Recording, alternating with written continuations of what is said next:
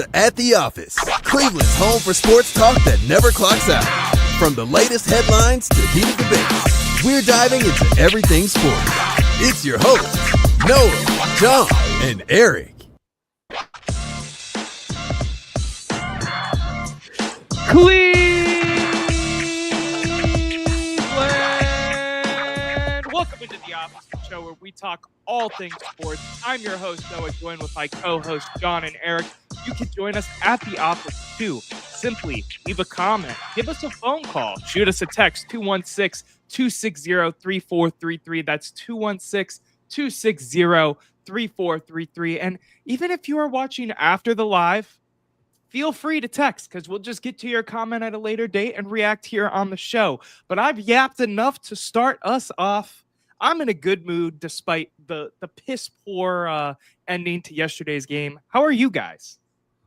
I'm doing all right. It took till about getting home from work today for me to feel like to snap out of that blowing a lead. We'll get into that later. But other than that, man, good weather, good day to be here. Good to be with you guys, ready to get into it. I feel it, brother. I feel it. Erik, how are you, man? Well, the Guards got a win today, so that's cool.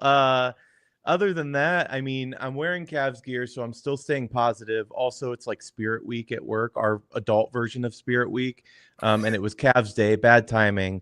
But we'll get into all that. But otherwise, yeah, I'm pretty good. The sun was shining today for a little bit. What's to complain about? There's absolutely a lot of things to complain about, actually, because the Cavs are down 0-2 to the Indiana Pacers, and we'll get to that in just a few minutes. But first, my friends, we got to kick it how we always kick it to start the show. 30-second takes. Aside from José Ramírez, what Guardian do you think can hit 20 home runs this season? We are about, a month and a half, almost 2 months into baseball now, so you got a feel of what this team is looking like. I want to hear your guys' answers. I think you guys could maybe guess who my answer is, but we'll get there in a second. And John, Erik, anyone got a preference to start us off? Yeah, I'll do it. John always talks over us, so I'll just go first. Go for it, man. That was Noah last time, by the way. Listen, I want my 2 seconds back. Smart money would be on Kyle Manzardo, of course. He's leading the team right now with 8 homers so far, and I don't see why he'd slow down anytime soon. 20 doesn't really seem that high of a bar until you realize that only J. Ram and Josh Naylor eclipsed it last year with 39 and 31 respectively. So I know Noah's going to probably say Bo Naylor, but he was off by 7 last year, so my money's on Manzardo. John, you're on the clock. You ready? Yeah, let's do it. The most obvious answer for me is Kyle Manzardo. He already has 8, I believe, and fewer at-bats than most of the heavy hitters in the lineup. 40, 50, 60 fewer at-bats than Jose with more home runs. Since that's the obvious answer, we also got Fry coming back. I think he has a rehab assignment. He's got the power. He's coming back healthy, hopefully here soon with plenty of season left. So those would be the 2 people I look to get 20 dingers other than Jose. All right, I'll give myself the timer even though I don't need it. The answer to this question is very simple, and the answer is Bo freaking Naylor because he is hitting 10 times better than he has his entire true pro non-minor league career. He's at 5 home runs right now. He's batting 200, but we won't talk about that. But he's got 5 home runs right now. The last, 10, 15, 20 games, he's been lights out. I don't have an exact average. It's somewhere around that 300 mark. And I think Bo Naylor has a chance. I do also think I cut my timer off just to open it back up to all of us. I do think all names that are answered are good answers. There was a comment for Schneemann as well, who's had some firecracker bats. Could see that.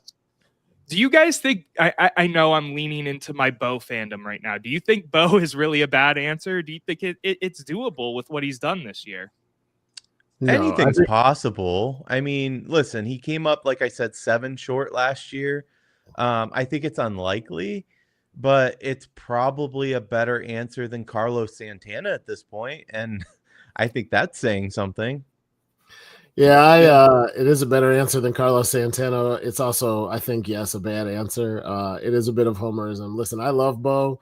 I hope he goes great. I hope he gets the bat going, and I hope I'm dead ass wrong. But for a guy who hasn't even who he has a better chance of not hitting 10 than actually hitting 20.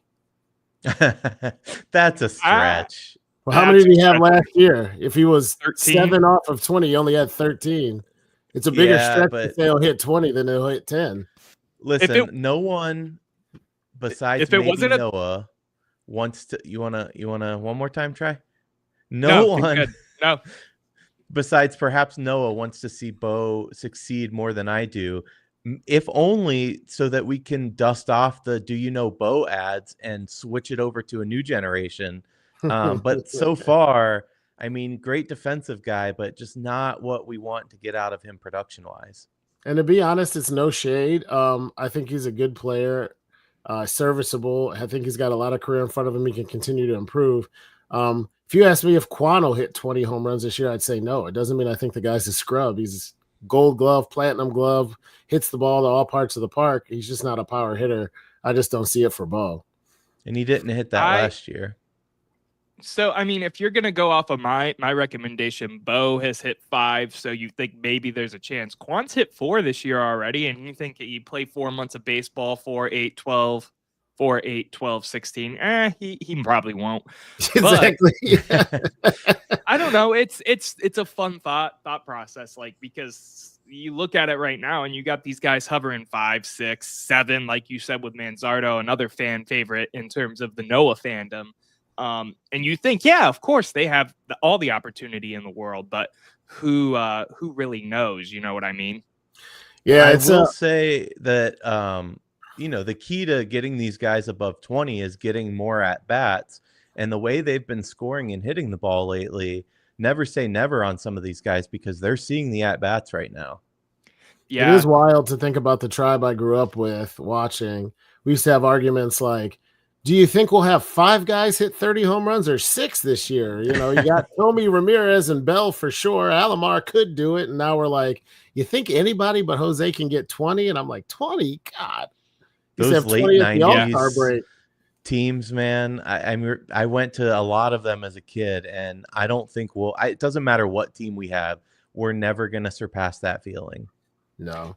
I think even when we sucked and we had some bad teams in there, you could at least look at like a Travis Hafner to get like 40 or something. Like it's odd, but hey, they're in the hunt. I'm not bitching about the team. It's just not a lot of home runs. No, it's been high scoring the last couple games though. If we're talking like the recent snapshot with the Nationals here, I mean, come on, man. 9, put up 8 runs 10. every game. Yeah, 8+ every game. It's absolutely insane. I want to know what Bo and some of these other batters were on pace for at this time last year with them moving on from that hitting coach. His name's escaping me right now, but he did horrible things to this team, obviously, with how much better they are hitting this year. I'm curious what the pace is year over year, what that looks like, if they're batting better or not. You know what I mean? Yeah. Dylan asked an interesting question in the chat. Do we think Big Christmas could hit 30 plus later in his career if he fixes the contact issues? That's a big if, but yeah, he's got the power and he can do it in the clutch. I mean, that guy hits the ball a mile. If he fixes the contact issues, though, when you're talking about batting in the major leagues is a big if. If you swing and miss instead of swing and hit, that's, it's a big problem. Yeah. Listen, I mean, if he does nothing else, we'll still have last year. That clip I've watched like 100 times at this point. So good. In theory, sure, but I don't know if it's gonna happen. I would love Big Christmas. I want to see him succeed so damn bad, especially being at that playoff game where he hits the home run. That being said, though, it's been a rough outing, fielding and batting for Big Christmas. And listen, I don't know if I see it happening. If you don't have it at this point, you're not fixing your contact issues at this level of your game. I'm sorry. It's not really feasible for me. Right. I'm with you. Gentlemen, anything else you want to touch on about home runs and the Cleveland Guardians? Because I sure would love to see a lot more of them so I could put some more bets in and win me some money off of our Guardians hitting home runs. You feel me? Can you put a bet on over 20 home runs for Bo? That is a good question that I should go check after the show because I'm going to do it. Those like plus 4,000 odds will probably really pay off for you. Yeah, I was going to say, I'm going to fade Noah. Give me the under hard. Okay. This is like a this shake. could be a dumpling bet. Wait. Yeah, no, let's do it. I was thinking the same thing. Bo Naylor, 20 home runs, dumplings, LJ Shanghai. If he goes over, you buy. If he goes under, I buy. Deal. If he hits 20 on the head, I still buy because I don't think he'll get 20. Shake. Shake, shake, shake. We'll call it 8-19.5. The line is officially 19.5.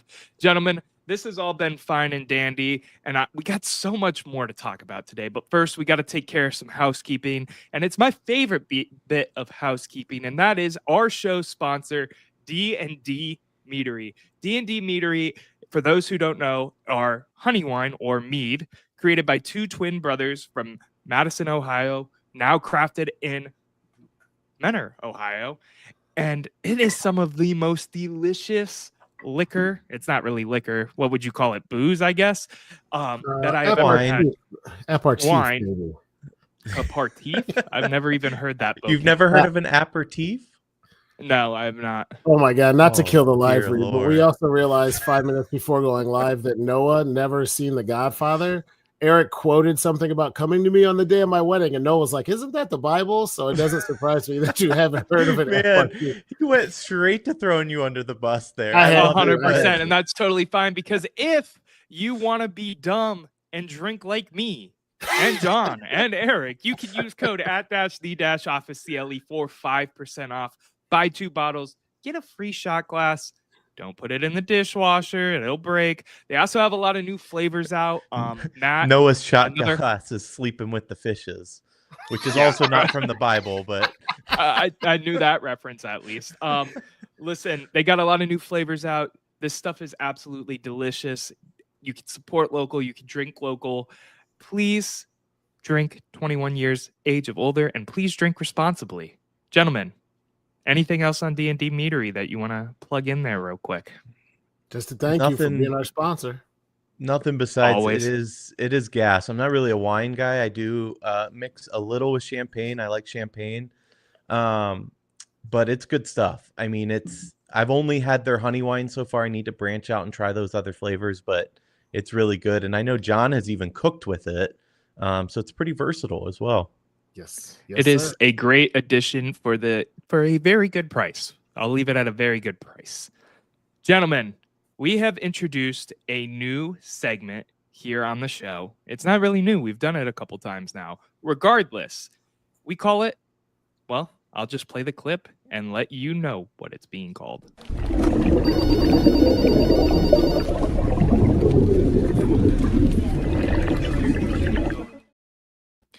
We are talking around the water cooler, and this is an interesting one because I had a tweet go mini viral on X, and it sparked a lot of debate. There was a lot of comments. There was a lot of stuff going on. So I'm going to open it up to us three who are all Cleveland Guardians fans, all similar mindseted people, and ask, is this Wing G logo overhated, or is the hate of it forced, as I said in my tweet? I open the floor. John, go ahead. So in my mind, we're all brand guys. We've talked about our marketing experience. We have to separate the questions. People hating on them not being the Indians anymore, no matter what they're called, and hating the name Guardians isn't the same as does the logo stink. Does the logo stink? I don't love it. When they came out with it, I thought they did a decent job given the time that they had. I will say this. I think the Guardians have the second or third best uniforms, top to bottom, in the majors. The blue is nice. The red is absolute fire. White pants, gray pants, the homes and aways, like red, white, and blue is so classic. I think they actually did a wonderful job with the uniform overall. Behind that said, who? What'd you say? Just real quick, behind who? LA Dodgers. The all-white Okay. LA Dodgers is as good as it gets in my mind. And then because it's so similar, Kansas City Royals, especially with the gold mixes in, for me are really, really sharp. After that, maybe after the Royals, I'll put the Guardians at 2 or 3. The pinstripes of New York. No. I hate pinstripes. And it's not a Yankee thing. Worst logo, worst brand in baseball. Oh, they come got on. They got a dope logo. An insane brand, but I just don't like pinstripes. But No, I just think it's like the jerseys and the look and the feel, the main block C with the kind of waistline pinched in. I think everything looks really good, and I see that patch on the sleeve or see it pop up at the bottom of the screen, and it's like kind of goofy. I don't think it's a lot to get worked up over because they don't. It's not like it's a NFL logo where it's on both sides of the helmet and you can't get away from it. They don't even put it on the hat very often, but. Yes, could they have done a better job with all that the Guardian actually means to Cleveland with better than a baseball smashed between a flying G's? I think they probably could have done a little bit better with that. Erik, I want to hear what you have to say. I'm withholding my info till the very end. Listen, when they first introduced it, I hated it. I thought it looked like something out of Major League the movie or for a minor league team. I've seen that movie. Right. It looked Jobu isn't in the Bible either, but it looked terrible to me. And as time has gone on, it's really started to grow on me. I know it's silly, but first of all, it's a secondary logo. So exactly like John was saying, this isn't splattered everywhere. Do I think that their tertiary logo, the Guardian itself in a circle that they very occasionally pull out is better? Probably. But that said, I think the challenge here is not the logo itself. It's that you're going against the iconography of the past and the Indians and Chief Wahoo, which, like it or not, has a hold in the nostalgia part of our brains. I think that, listen, the Chief is gone. We need to get over it. Half the arguments on Noah's Twitter were bring back the Chief. Like, it's not happening. Let's move on. But that said, I think it's been a struggle to adapt to these logos for the simple fact that they are unfamiliar and they're new. If in 20 years we're still using that winged Guardian logo, it's not the worst thing in the world. I don't think it's that bad, honestly. So, Erik, I think you hit the nail right on the head for me in terms of my take. I didn't hate it when it came out. Especially when they broke it down with the wings on the G being for like the wings on the helmet for the Guardian. I don't like that it's a G instead of a C. I like when it's the city represented more than the actual team name. But again, it's a secondary logo. It's like a word mark of sorts. You know what I mean? It's like having a Brown's dog almost, or even Brownie the elf. If you're going to compare it to a brand that's most popular in the city of Cleveland, whether you like it or not. Tim Lyons in the comments did say worst logo and brand Cleveland Browns.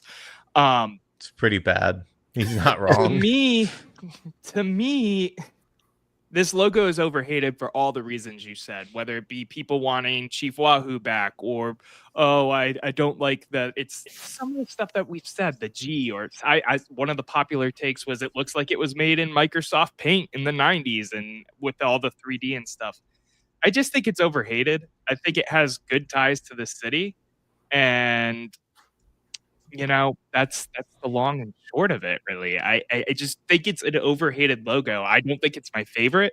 My favorite is the Guardian that you were talking about, the City Connect jersey, actually. That's their main logo that they're using. Yeah. They've been sprinkling it more and more into the brand of the Cleveland Guardians this season because of the heightened popularity of that logo. But overall, I just think it's overhated, and the main reason of it being the Chief Wahoo bring back the Indians debate. You know what I mean? Yeah. And I think we've touched on it. Go ahead, E. I was just going to say, I think we've touched on it a little before, but part of the challenge in what they did is they kept so much similar too. Guardian script on top of the scoreboard is the same with a few different first letters. The colors are the same. I'm not saying they should have rebranded. They're probably the best colors in baseball or that you can use, period. But they struggled to break away from that older branding because they essentially piggybacked on it, but now it's a new name and new feel, and it feels just a little bit off. So it almost sits in that uncanny valley at times where it's not the Indians, but sometimes you still call them the Tribe. I think that stuff goes away with time, but that's been their struggle, in my opinion. I think part of it too that makes this whole debate interesting is it's the logo out of all the logos that they brought out with the new Guardians rebrand that didn't have similarities to the original Cleveland Indians branding, whether it be when they had Wahoo or when they started using the Block C as their main logo and moving away from Wahoo. You mentioned the Guardian script matching the Indian script. The C is very similar to the Block C. It's just pointed a little bit more. You know what I mean? Well, yeah, there's a reason why brands. Piece of this, though. I got to jump in there real quick. The similarity in the logo is actually there.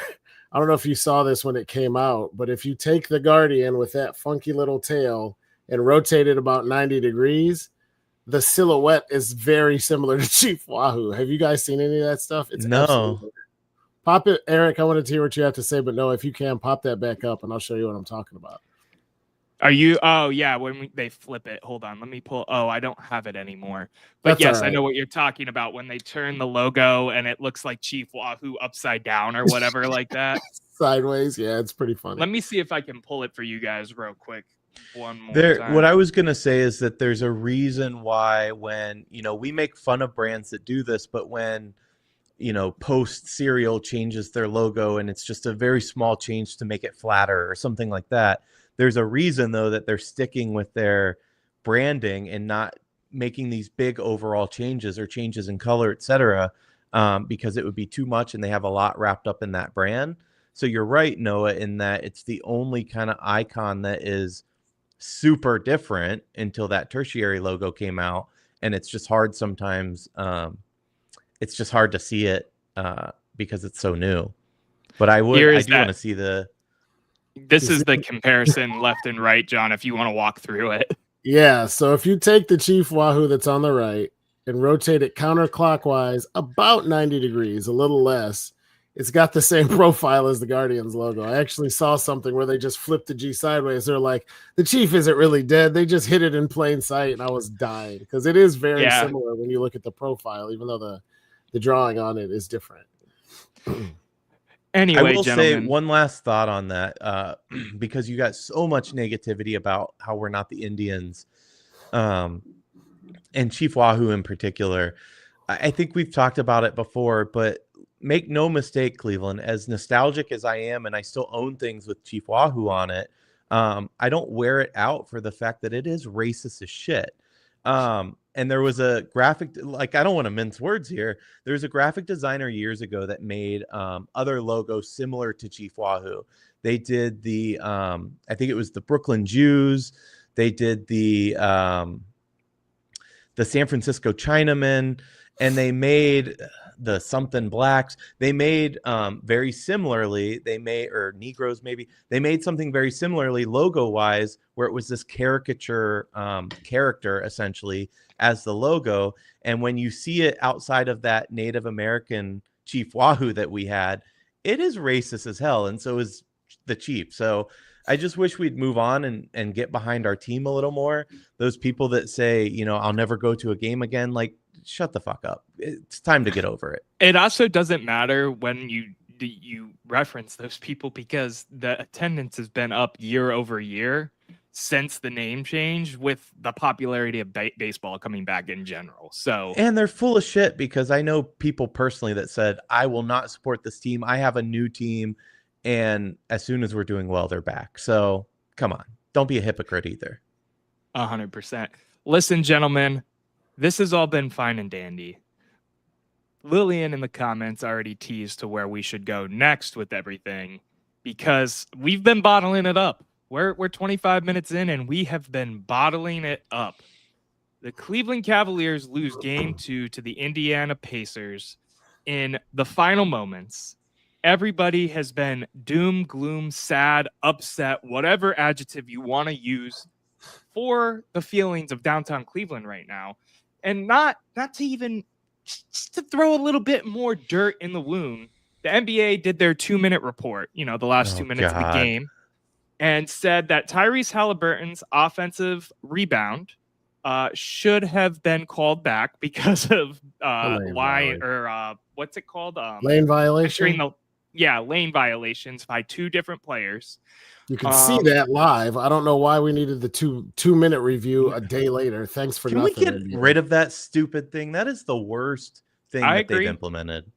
I agree. I 100% agree. But the Guardians, the Cavs are down 0-2. going to Indiana, a hostile environment, a solid playoff environment with injuries, with Donovan Mitchell looking like he needs to sit in an ice bath for the next 3 days after the performance he put on the court just to lose again. How are we feeling? What are we thinking? What are your keys to move forward? John, you started last time. Erik started first. Erik, I'm going to let you go.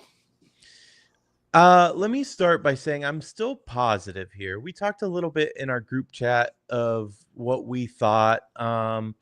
Listen, they should have won that game without 3 key pieces. It was a risk what Coach Atkinson did.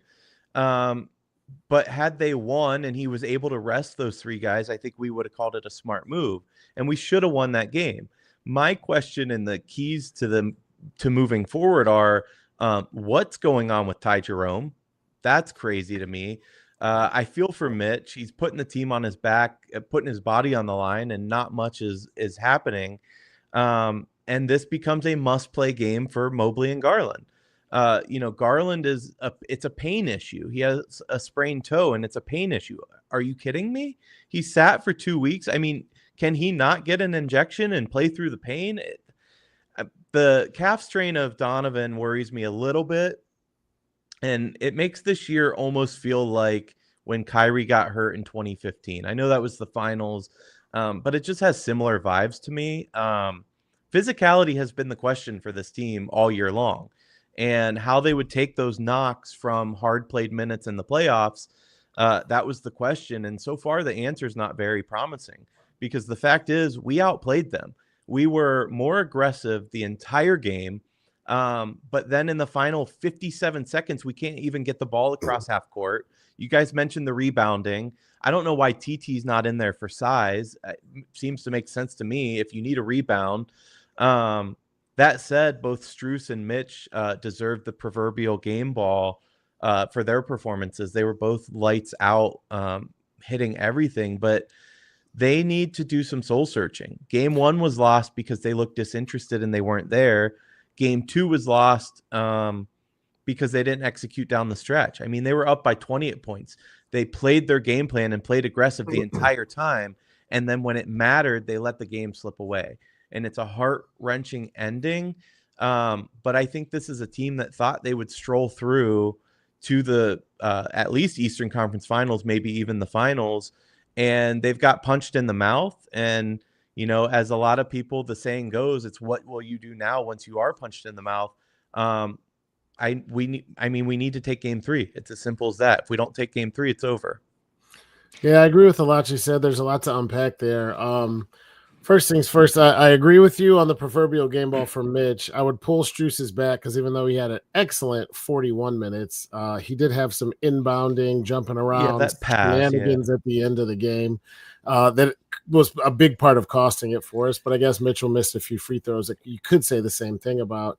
It was a gut punch. I told you guys in the text, I'm standing by it. I've thought over my last 8 years of Cleveland fandom, this is the biggest punch to the gut watching them blow a 7-point lead with about 50 seconds left that I've had since the rain delay in Game 7 of the World Series against the Cubs and them coming back and winning. Not quite the same stakes, but we had championship hopes and expectations. They're not dashed. There's still a path. We got to get healthy. But you talk about being in a real bad spot going on the road against a team you were supposed to beat pretty handily. They made their work a lot harder for themselves.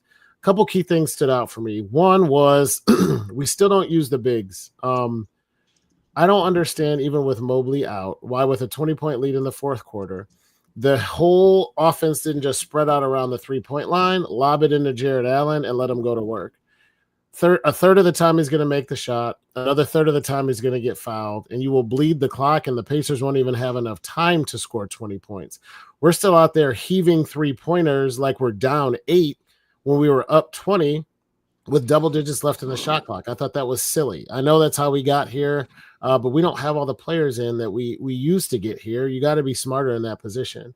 2, at the end of the game, how many things could go wrong in a small span of time? I mean, the odds were something like 99.89%. Like if you had 1,000 chances to finish that game, up 7, I believe, with the ball with 50 seconds left, 1,000, you'd win 998 of them. So everything had to add up. The missed free throw and the rebound, and then Halliburton, I thought he was going to drive down the lane. Somebody in my office today reminded me he can't drive with his left. So Ty Jerome, who got busted again, probably should have known he was pulling back, but that step back, that ball was in the air for like half an hour. But I do think that the Cavs played well as a team and had a really bad 30 seconds at the end, with one key exception. And I hope every single person who ever floated the idea or flirted with the thought of getting rid of Garland and just rolling with Ty Jerome has watched every minute of the last 2 games. Now, I don't want to put it all on this guy. I think he's a talented kid. He's only his 2nd year in the league, I think, his first one actually playing. No. But He's been in the league forever. He's like 28. This is just his second. No, His breakout. This is his breakout year. He was playing good for us last year. He's been in the league he's like 28. Yeah. okay, so I stand corrected.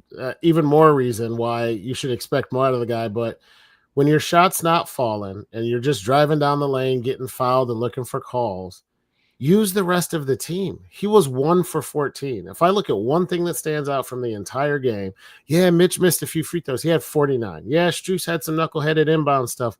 He went off in that game and did everything we needed him to do and played pretty good defense. 1 of 14 from your point guard kills me. And not using Jared Allen late to bleed clock and to get to the free throw line killed me. I think they can bounce back if we're healthy, but I'm kind of glad we have 3 days off because it takes a minute to rinse this one out of the system. That was ugly. Can I go? Certainly. Are you sure? Are we Are positive? you sure? Erik can start over again. I mean, No, I know. No. I have never, in my entire life of being a sports fan, working in sports, whatever else you want to say. Like 15 years. Go on. Screw off. Seen an arena get deflated to the point that Rocket Arena was last night. About this time last night, 24 hours ago. I'm talking about it was dead quiet. It was funeral level quiet in that arena. Normally, back where I'm at for work in terms of my cab shifts, I'm by where they play the radio broadcast. They turned the radio broadcast off. I mean, it was quiet. I had coworkers crying. I have never seen it outside of like the finals, obviously, in terms of just a regular playoff game. Ty Jerome was abysmal. I don't have to rehash that. You guys already hit it. He was 0 for 7 going into the second half and finally hit one shot, finished with what, like 4 points? Donovan Mitchell did his best interpretation of LeBron James, despite being a couple inches and a few pounds shorter and smaller than him. And we still chalked it up. That inbound pass, that to me was not on Max Strus. Max Strus threw a solid ball. Jerome stood there like a brick and let it get picked off. I'm not trying to bully Ty Jerome because I am a huge Ty Jerome supporter. I think he has been fantastic all year, as most Cap fans have. I think he's been fantastic through round 1. I think he's had a shaky 2 games, and it's time to pick it up. Now, let's go to the injuries. I think, Atkinson, as you guys have already said, really tried to bet on his team and think, okay, we'll take 1 at home. These guys will get their rest, and then we'll be able to pull it out from there. Well, now you didn't. And my biggest question after game 1, Erik, when you and I sat here on this show on Monday night, was Cleveland, Cavs locker room. How will you respond? And my question remains, how will you respond? Because all season you have done everything and then some to beat the we're soft allegations and, oh, this team are a bunch of frauds. Well, you're not helping yourself right now. You're not doing yourself a favor. You want to know how you do yourself a favor? You do what Tim Lyons said earlier in the chat, and you win in 6. I do want to jump in real quick because while I think you're right, I will say for 3 quarters, damn near 4 quarters of that game, we did play that way. We were the aggressor. I mean, Rick Carlisle talked about we were the team playing harder. That's the difference when we were up 20. So they came out and they responded exactly how I wanted them to respond.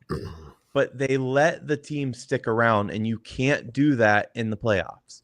You got to put it away, and that's what they didn't do last night. So let me ask you this. The team stick around,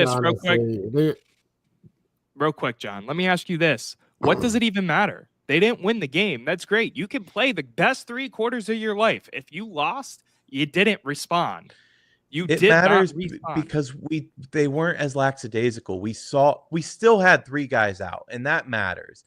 Listen, I don't want to put it all the blame on those 3 guys sitting, but not having Mobley, that's a big deal. You know that. So what we saw out of injury hampered team, including Donovan, who's limping his way to the locker room, we saw a fight.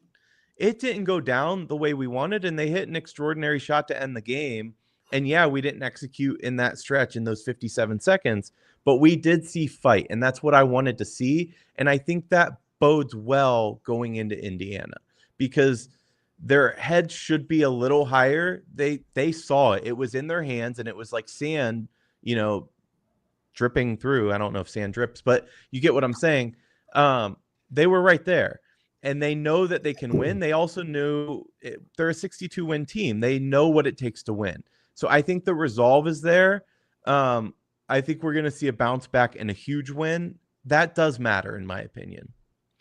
I'm curious if we are going to see Tristan Thompson step out in this type of enforcer role, because I remember back in the years and the days of the LeBron championship window, we had guys like that would come in. J.R. Smith with the double technical. Jay Crowder is one that comes to mind.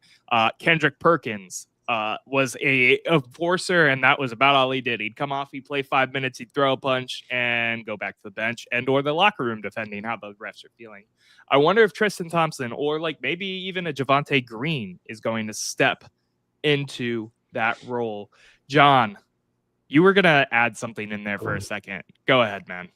Yeah, Eric made a point a couple of questions ago now that the Cavs were – maybe he didn't mean it. Maybe it's semantics. Tell me. But part of what you said that I disagree with that makes it more frustrating for me is you said – they did a good job. They played hard. They showed how they were supposed to, but they let the Pacers stick around.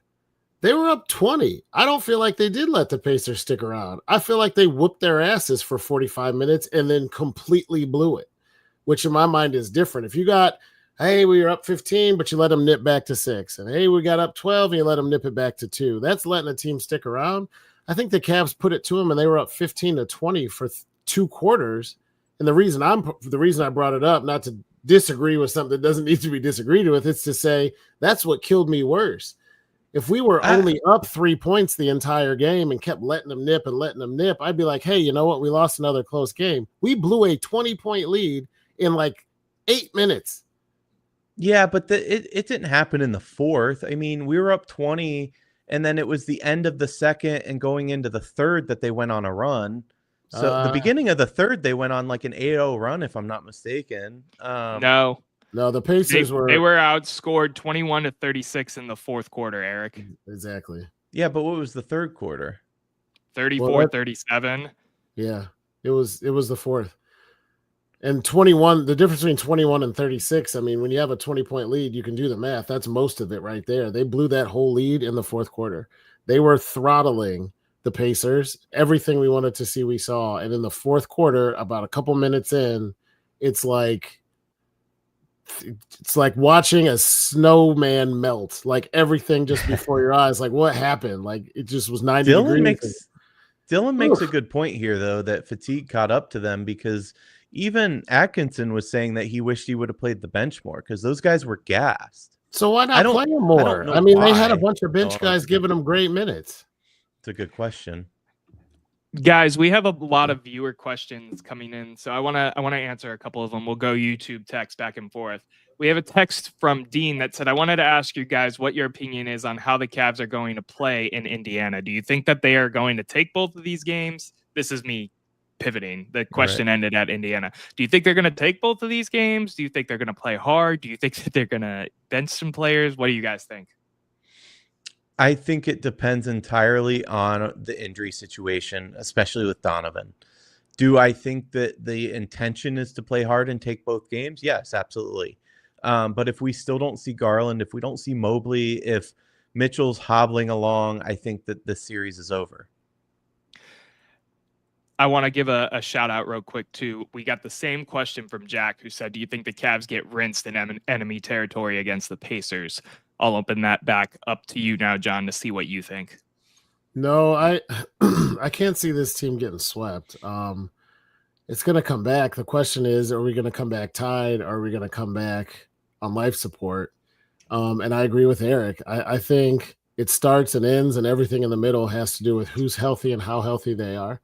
Not as worried about Spider because he's a gamer. He played hurt. He's been playing hurt. He's getting hammered in the lane and keeps coming back. If Garland can't go and Mobley can't go, I have huge, huge, huge concerns. And if they're both out, we might be screwed. Who's more important to you guys, do you think? Mobley. The defensive player of the year. It's Mobley for sure, in my opinion, because he's the defensive player of the year and we lack big depth. Ty Jerome could turn this thing around and everybody will be singing his praises if he has a 30-point game and Garland sits another one. You know what? It's a bad time to go soul searching, though. Yeah. I agree.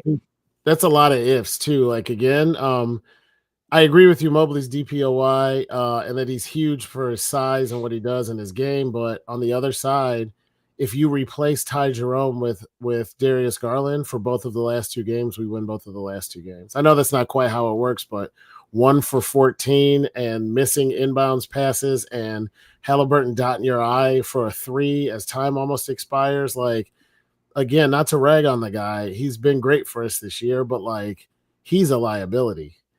Yeah. And Noah and I touched on it a little after the game 1 loss.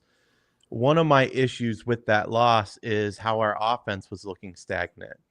We looked better for a lot of the stretches in game 2, but it's extremely frustrating for us to go down the floor and have 4 guys just standing around the arc. No motions, no screens. You have 2 bigs in. They're not utilizing the paint like we can. That's game 1. What are we doing there? Because you know what else spreads the floor pretty well? When you got to worry about Mobley inside, you get it to him. He can dish it out. You're running off-ball screens. I saw no movement in game 1 for a team that led the NBA in offense. I'm not sure what the hell I was looking at. We have another comment in, guys, a little bit further back. What are your guys' thoughts on the financial situation with the Cavs heading into the offseason? I'll jump in real quick just because this is a simple answer to me. With how the luxury tax works and everything like that, immediate concern, 0. Future concern, a lot, depending on if they get a championship out of this window or not. If they do, then we can go back to cap hell for a couple of years and be a bad basketball team. I don't really care. But we have plenty of buffer room, in my opinion, with the luxury tax as of right now. What about you guys? I refuse to accept the principle that the Cavs are headed into the offseason. I still am holding out hope that we're playing basketball until June. I don't, but I agree with Noah. We got an owner who will spend too. That's always nice. Even if you're in the double luxury and there's some nasty cap hits and luxury taxes, I think he'll get it done. This is a question that I agree with John. I think we reserve this down the line a little more. I think the question is more what pieces will we add, not worrying about the cap, because I think if we fall to the Pacers or we fall in the Eastern Conference Finals, I'm not so positive that they won't go out and make a blockbuster trade or do something bigger to try and help this team. I know we talk about the core 4 all the time, but the front office is not afraid to make moves either. We got one other. Well, we got a couple more. We'll go to Tim Lyons, even though I think we all have the same answer for this. If you lose against the Pacers, will the Cavs fire this coach too for making the playoffs and losing? I know he's doing this in jest. No, 100% Kenny Atkinson is the coach of the Cleveland Cavaliers next year. Another question. Why no Porter when Ty was god awful? I think this is a fair take from Barry, honestly. Porter played some solid, hard-hitting minutes in this game when he had that transition dunk and he was playing defense all over the place in his short stature. Give the kid some more minutes, especially if Darius Garland is out in this game 3. What do you guys think? Hard agree. I thought he opened strong. I like seeing Porter out there. Listen, like you said, though, Noah, we know what Ty Jerome can give us. We just haven't been getting it. And I don't know why he gets open looks and he's just missing. It boggles the mind because these are things that you expect. He puts the ball up and I go, oh, money. And it's not hitting. I don't know if he's in his own head. So I think, when shooters are in a slump, you keep letting them shoot. And I think what Coach Atkinson's trying to do, you send him to the bench, it's going to be worse. He's got to work through some of this. Now, at a certain point, though, we also need to win. So that's the question that Coach is facing. And I think what he's doing is trying to let his shooter play through it and get back on track. I do think, 100%. though, that to your point with the question, Barry, why no Porter, I would expand it to everyone. If I was going to give one piece of huge credit as to why we might have the coach of the year, it's that throughout the season, he's never hesitated to let his bench guys play. In certain spots, when you needed a guy who was big, you might throw Tristan out there. When you needed another guard, you might throw Porter out there. And then in some of the blowouts, which became pretty plentiful at some points of the season, these guys were getting 5, 8, 10 minutes in the fourth quarter. Then you go back to last series and say, okay, well, that's regular season, no playoff. We had our bench playing the entire fourth quarter of 2 games in the playoffs against the Heat and still getting buckets. I would expand it to say, why no Porter? Great question. Why no anybody else? This is why you gave them those minutes and played them all that time. It's to see what they could do and be ready for the moment. And then you just run the starters ragged and you give these guys 2 minutes here, 3 minutes there. Everything goes exactly the same way, but you have Tristan Thompson's fresh legs rebounding on a free throw at the end of the game. We might still grab it and win.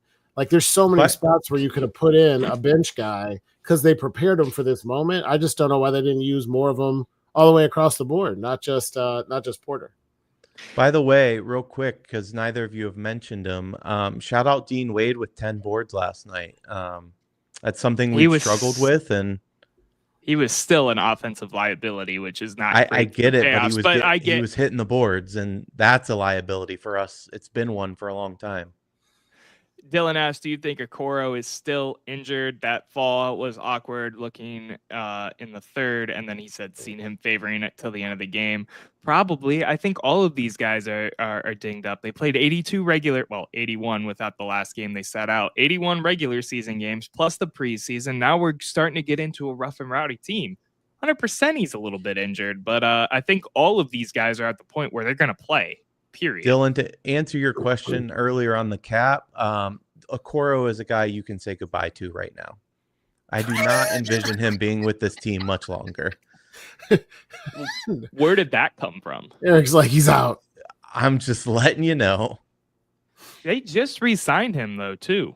He's got a good team friendly deal. You've heard of a sign and trade, right? Well, this isn't the definition. This isn't the definition of a sign and trade. Sign and trade 2 years removed.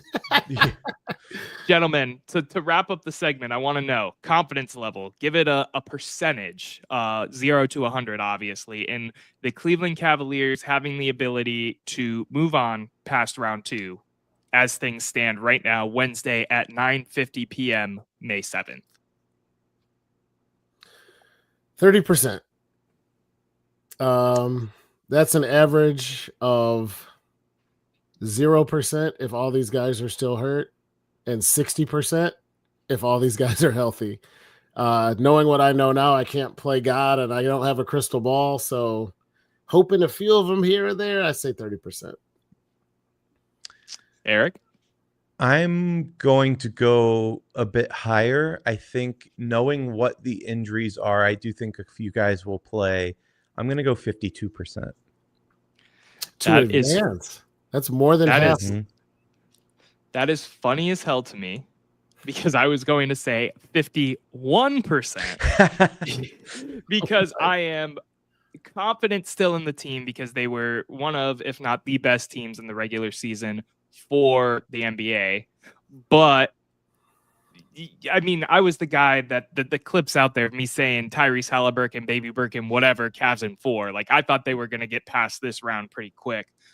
So my confidence was probably at 100, 5 days ago. So for it to diminish 49% over 2 games is pretty vast in my opinion. Here's the thing, though. This team is weird. I mean, there's a scenario where, and I don't think this is likely, but where we go down 3-0 and then we rip off 4 straight. Like, you just don't know with this team, because even when we were getting down, or even when we were down a decent amount in game 1, I see this team as closer to those Golden State teams that they can turn it on in an instant and be in any game. So I think the same holds true throughout the rest of the series. I think we're in it. I do have one quick thing. When you transitioned into this segment, just because these are our final words, when you transitioned in, you saw Lillian hit us in the chat. And I think you might have thought that she was just saying, yeah, but what about Cavs basketball? You're like, oh, yeah, Lillian, we're going to get into that. She said the Knicks beat Boston by 1. Yeah, they're down 0-2 right now, too.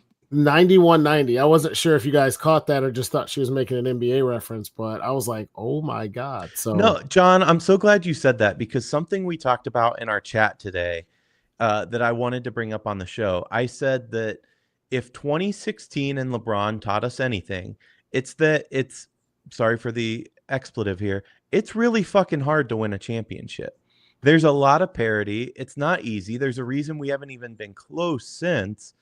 We're seeing that right now. We're seeing the top seeds go down. Every single one of them lost game 1. And obviously Boston lost again. Boston's a good team. They can hurt you. And nobody expected the Knicks to do much the way they were playing at the end of the season. Vice versa for us. Pacers are a good team. We give credit where it's due, but it is not easy when you get to this point of the season. And just about I know half the freaking league makes the playoffs, but when you're in this round, every team is good and you just don't know what's going to happen. For sure.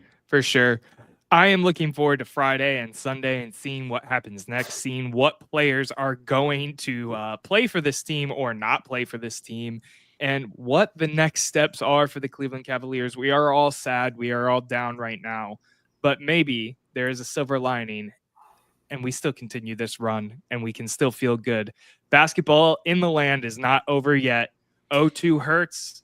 How will you respond is my question. Gentlemen, I'm going to take us to a quick break because we have not hit our break yet, and we are pretty late into our show compared to when we normally do the ad break. When we come back, we're going to talk a little Cleveland Browns to wrap this up and really hit the gambit of all 3 teams. I feel like we haven't hit all 3 teams in one episode in a while, so I'm looking forward to that. You are listening to At the Office, a Cleveland sports show. We'll be back after these commercial messages.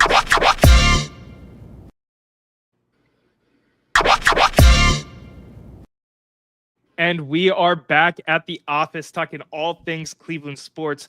Quick reminder, feel free, call or text the show, 216-260-3433. That's 216-260-3433. Hit the like button. Subscribe to us on YouTube. Just type in At the Office, a Cleveland sports show. If you're not subscribed there already, helps us grow the brand that we are trying to grow an absolute ton. Shout out Fans First Sports Network, our parent network, who helps us, sponsors us, and, facilitates all of the things that we do.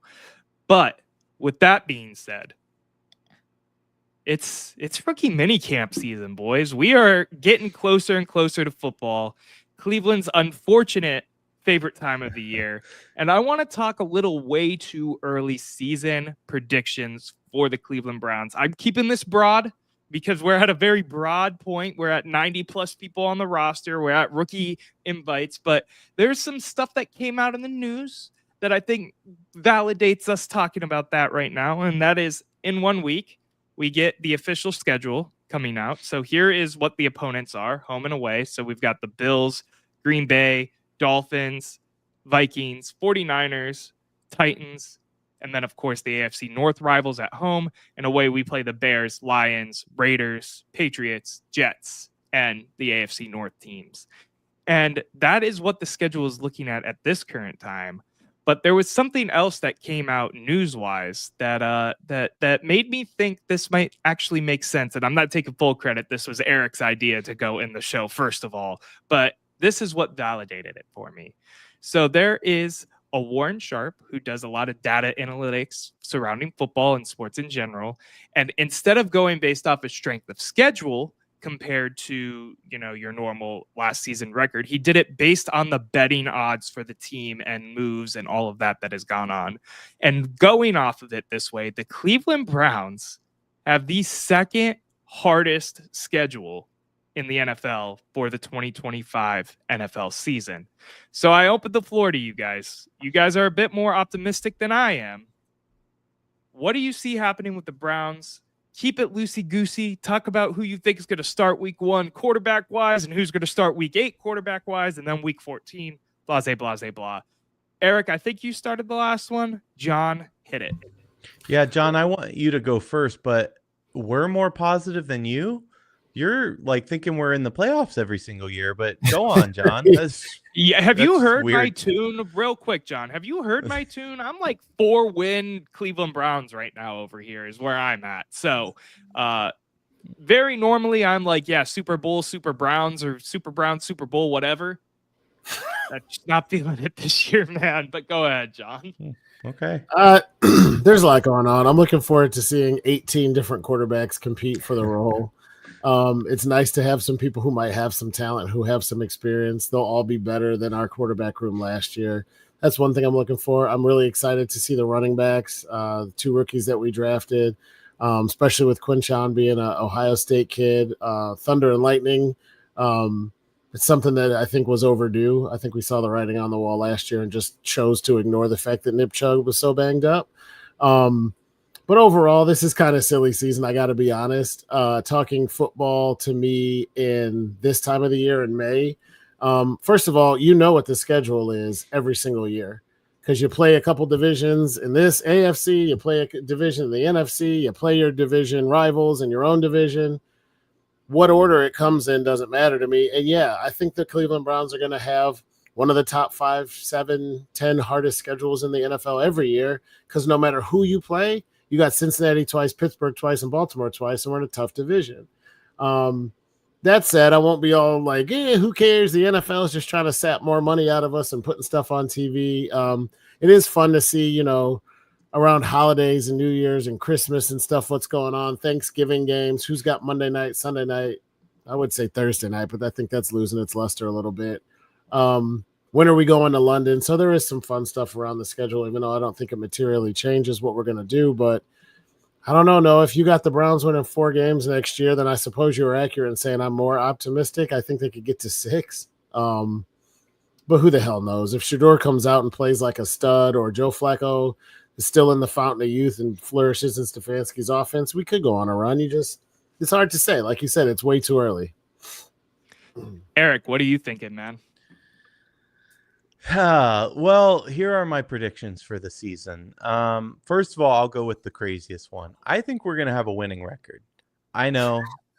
I guess I'm switching places with Noah. John, feel free to call me out come February or January or November when it's already September. An impossibility. Yeah, well, we're 0-4 to start the year. Yeah, go for it. That's all right, though. Feel free. I'm not going to put dumplings on the line.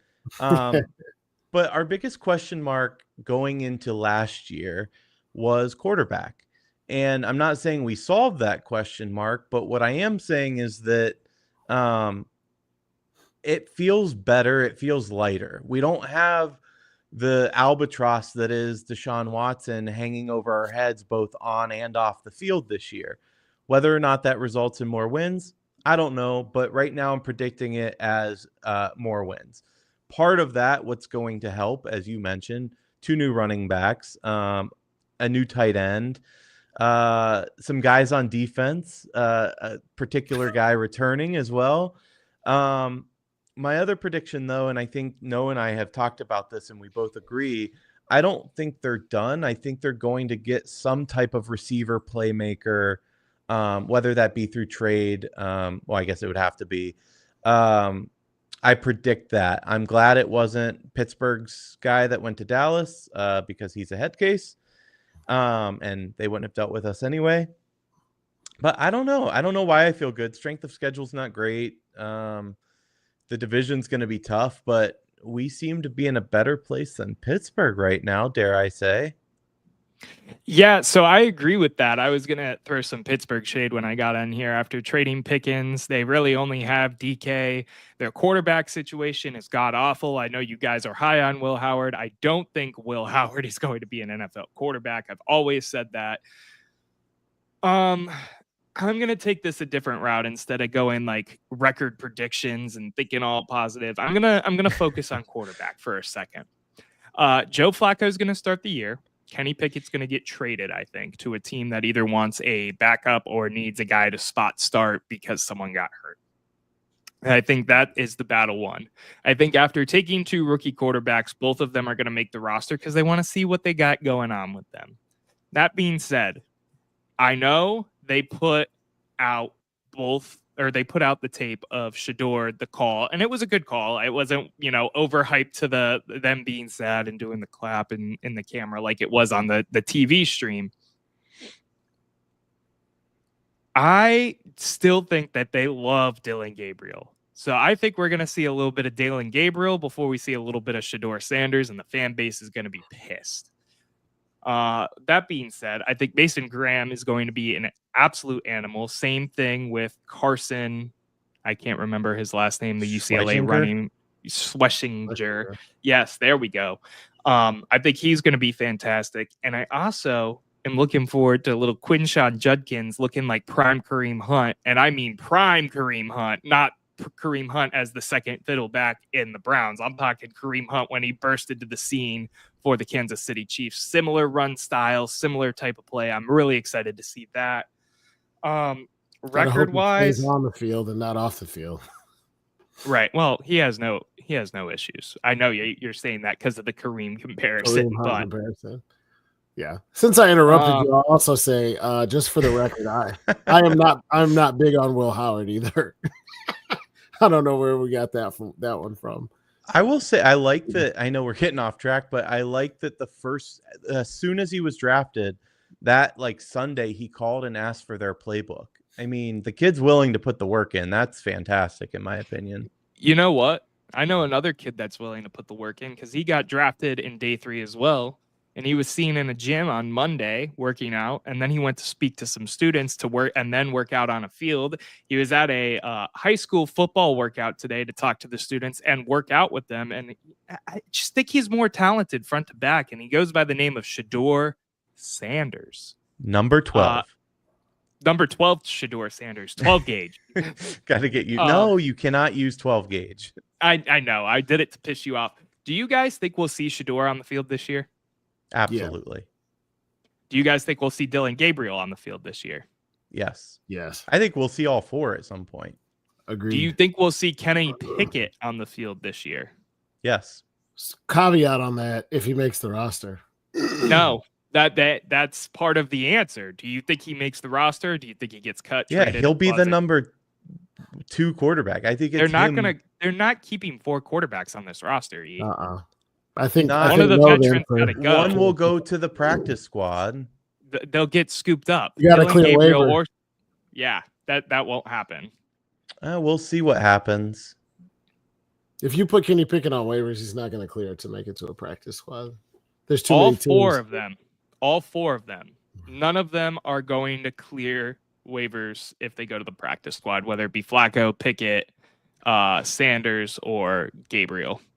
Well, only one of them is two of them are Super Bowl champions, but I think Pickett's the odd man out. If you say, will we see these guys, I'll change my answer to Kenny Pickett to no.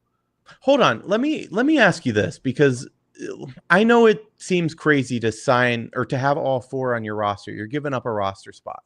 But with the caveat being, we know week 3, week 4, teams need a quarterback. They go shopping, and you can get a lot for a guy like Kenny Pickett. Why not? We're talking about a team that doesn't even like to roster 3 quarterbacks. I know, but I think it's worth the gamble. During the Baker Mayfield time period and even the Deshaun Watson time period when they thought he was going to be healthy, they didn't like to roster more than 2 quarterbacks. to say they're going to double that and waste a roster spot when they're also going to have 3 running backs and they're also have all this depth at O-line that they signed in case of injury, it's just not going to happen. And I would also challenge just the last piece. When you said get a lot for having a quarterback, you're not going to get a lot for Kenny Pickett, no matter how desperate people are if he hasn't played. Yeah, you're talking a 5th round pick, a 4th round pick, maybe what we paid for him. Yeah. If you were talking about it like, man, Shedeur looks like crap, but let's keep him on the roster because you might be able to get something for him. Different conversation slightly, but Kenny Pickett won't command a high value on the open market, no matter who gets desperate for a quarterback. I'd be shocked Tim Lyons if Sanders says, is cut. I was going to say Tim Lyons said. Oh, no. Sorry, go ahead, Noah. Thank you. Tim Lyons said Pickett or Sanders will be cut. Sanders is not going to be cut because of one thing, the dollar. Because he is the highest selling rookie jersey on the team shop right now. There's no way Sanders gets cut, even if it gets to that point, in my opinion. And to be clear, that's not trash. I don't even think Haslam would let it happen then because it's printing money. They let Johnny Manziel run around on the field. Johnny Manziel had wins. There's a difference. I mean, he wasn't the greatest quarterback ever, but he was exciting to watch. You're talking about college? He didn't go 0-16 for us. I'm looking that up right now. He won Regardless, some games, didn't he? I think he won a game, but to make the argument that Shedeur doesn't have wins and Johnny Manziel did, if Manziel had 2, is kind of crazy. He had 3. Yeah, I was like, 3 wins. Right. Okay. Yeah, it was great against Alabama. I'm like, you're also comparing 3-11. You're also comparing a guy that was partying in Vegas on a Saturday and showing up to the stadium late on Sunday versus a kid who just wants to play football and has already started talking at high schools and all of that. You're putting way too much emphasis on the high school speaking circuit. The community matters. I love it, but you're putting too much. I will say, too, just for clarity for people listening, when he said it's the number 1 selling rookie jersey in the team shop, we don't mean for the Browns. We mean in the National Football League. Yeah. Yeah. Oh, did you mean that? Yeah, it's the number 1 rookie jersey. Yeah, okay. That's why I don't think they're going to cut him, even if he sucks. I agree with Noah. Travis Hunter, followed by Cam Ward and Shedeur Sanders. It was Shedeur as of last week. Yeah, so it might have flipped again now. Shedeur is 3rd, according to CBS Sports. Noah, get your order in. You're letting him slip. Oh, I'm not ordering it yet because I don't think he's going to keep 12. As of May 2nd. May 2nd. Okay. At 5:40 so that's newer than the last time I checked it. Anyway, gentlemen, any other outlandish, big brain, reaching theories without even knowing a schedule right now? I love that we got to talk a little bit of Cleveland Browns. I feel like we've treated them like the plague after our 4-hour show, trying to stay far, far away from them. Expectations are so low. I just feel like we're going to surpass them a little bit.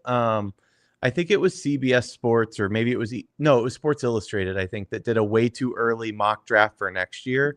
And they had us picking number 1, which obviously means we had the worst record. I don't think that's going to be the case. I think both ourselves and Jacksonville, they could be 9-win teams. But I'm a realist, and I can also see it going the other way. I could see us being in week 4 or 5 going, well, this is dumb. Let's play our rookie and just see what happens. But what surprises me the most is not what we think the Browns can be. It's actually Noah's pessimistic take. The guy that has backed Coach Stefanski through everything. Speaking of being in the Bible, Coach Stefanski's right there in Genesis for Noah. And I'm just, that's called a callback. I'm surprised at how negative your take is, honestly. I never officially gave my record prediction though. That's said 7-10. You said 4 wins a couple times. I thought that was you letting us know. No, I got them at 7-10. I think the defense is going to be way too talented for them to win similarly to what they had last time. I think it's like 7-10. I don't think they're going to have a winning record. I think it's going to be an improvement from last year. I think we're going to have a lot of fun with the Shedeur and Dylan Gabriel and quarterback thing and not having expectations for the first time in a while. Like, I'm excited for this season in that regard, but to have anything that is super high, a winning record to me is asinine. John, since he gave his, what's your record prediction? The way too early caveat means we can change this many times before the season actually starts. I agree. Based on everything that I know today, I don't see us winning 9 games, Eric. I don't see us winning 7 games. No, I got them at 5 or 6 wins, which is still a marked improvement over last year. Again, I guess 6 and 7 isn't that far off, so it's not like we're wildly different, but I don't know, man. 6 were your over under, would you bet dumplings on you take the under of 6, I take the over of 6? If I hit 6, I win. So you'd have to get 7. Yes, I would take it. No, 6 is the over under. I need 7, you need 5. 6 and it just washes at 6. Yeah, we wash at 6. No, if I say I think the Browns will win 6 and they hit exactly 6, to me that should win a bet, not lose it. Or tie it. We're saying put the money over where your mouth under, is, though. Put the money where your mouth is. Do you not get how an over under works? I do. So put it at 6.5 and take the over. Oh, for fuck's sake. No, it makes a difference. There's only 17 games in a season. You can't just get half a game on an over under. All right, one order of dumplings. I'm taking over 6.5. You're taking under. You said, would you put? You just Why put are it you at thinking about it? 6.5. This is the exact bet you wanted. Just say yes. I agree. You want to put it at 7 now? Like, what are you doing now? You said, if we did this, would you do this? I just got done saying it's way too early. I don't want to bet. I know this on a is Browns the way record. too early dumpling bet. I'm taking over 6.5 wins on the season. This is what makes it fun. Sure. It's early. All right. Yes. All right. Shake. Thank you, gentlemen. And with that, we're going to wrap up our Cleveland Browns segment and go to random thoughts and hot takes, our fun little wrap up to our show that we always do. So I hope you guys prepared some because I sure didn't. Eric, can I go last? Go for it. Nope, I'm last. Okay, John, you're up. Yeah, sure. For me, it's all about NBA playoffs right now. I watch the Guardians almost every game until the postseason started. I've been watching more basketball, especially other teams in the Cavs, than almost any other point in my life. I've been pretty locked into all of these games, all of these series. It is at our expense currently, so it kind of sucks, but I love the parity. Coming into a season in the NBA where it's truly wide open, of all 8 teams that remain, given what we know now, none of these teams making the NBA Finals will be that big of a surprise. Some bigger than others, but given how we've played, what we've seen with the upsets, what we know about injuries, and, the Knicks are up 2-0 on Boston, and they were in Boston. We talk about the NFL trying to have parity, but we always seem to end up with the Chiefs and the Eagles. We talk about baseball maybe being a little wild because the playoffs are a little silly. We always end up with the Yankees and the Dodgers. You could have OKC versus the Knicks. You could have Minnesota versus the Cavs. I have no idea what's going to happen, but kudos because it's wildly entertaining. Crazy take considering there hasn't been a repeat MLB champion in 25 years, but I like it other than that. Well, if they win every other year for 25 years, it's kind of the same, but go ahead. Yankees haven't won since 2009. Well, there's more teams than the Yankees, Eric. You said Yankees and Dodgers. You said Yankees and Dodgers every other year. The Dodgers are going to win 163 games this year. They're that good. Yeah, that's facts. Hey, listen, don't come at my hot take if you didn't even prepare one. I have one. I'm ready. Okay, then go. I'm ready. All right. My hot take is that with the college football playoff expanding, I'm going back to football, it is highly unlikely any team will ever repeat as national champions ever again. That being said, I have the Ohio State Buckeyes winning the national championship next year. Hot take. Mic drop. Let's keep with our women in sports theme over here, and I'm going to predict a Caitlin Clark MVP. She looks absolutely yoked right now. She was built and built and built. She is jacked. She looks jacked. She looks primed. She looks ready. And I can't wait for the W to start back up, man. Are you saying she looks good? I have a girlfriend, man. I'm married. Oh, Jesus Christ. So you can't look at another woman ever again? John, help me out, man. I think the beauty of Caitlin Clark is what she does on the basketball court, and that she doesn't need to be objectified. Jesus Christ. Thank you. But to answer the question, no. I think what makes her dope is that she isn't the world's most beautiful woman, and she's just a beautiful basketball player. I don't find her cute. I find her awesome at basketball, and I love watching her play. Gentlemen, I it's hope been an our absolute... group chats are never leaked, gentlemen. That's all I'm going to say in response to both of you assholes. No, not me. My record's clean.